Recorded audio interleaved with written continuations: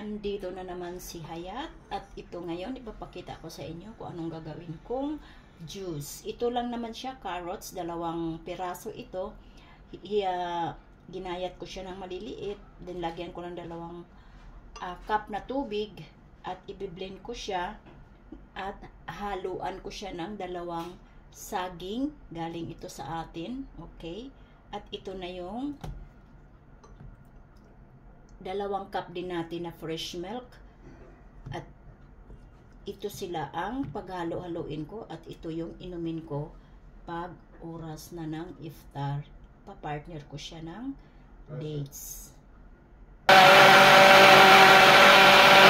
At ito na siya mga kalangga ko dyan, ready na blend ko na, kaya sasalain ko na siya. At ito na yung 2 saging natin, nasa loob na ng blender natin. Kaya ilalagay na natin yung 2 cup na got fresh milk. At i-blend din natin. Patutuluin natin. Kasi sayang. Mahal ito sa Pinas. Diba? Kaya, at i-blend na natin siya, mga kalangga ko dyan. At ito, na-blend na siya. Ilalagay ko na yung 2 cup na juice carrot. Okay, i-mix ko na siya. At i-blend ko siya uli.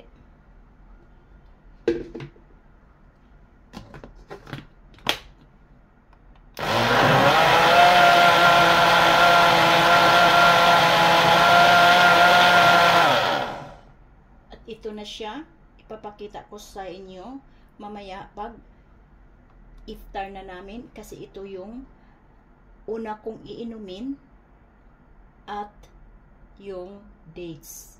Yung pagkain ng dates ay kailangan hindi pares, kailangan 1, 3, 5, 7, ganyan. Tapos inom ka ng tubig or juice. Ako ngayon mag-iinom ng juice na banana with carrots. Kaya mamaya titingnan ninyo ko kung ano ang ilalagay ko dito sa juice na ito. Mga langga, ito na siya ang juice na ginawa ko kanina. Maglagay tayo sa baso.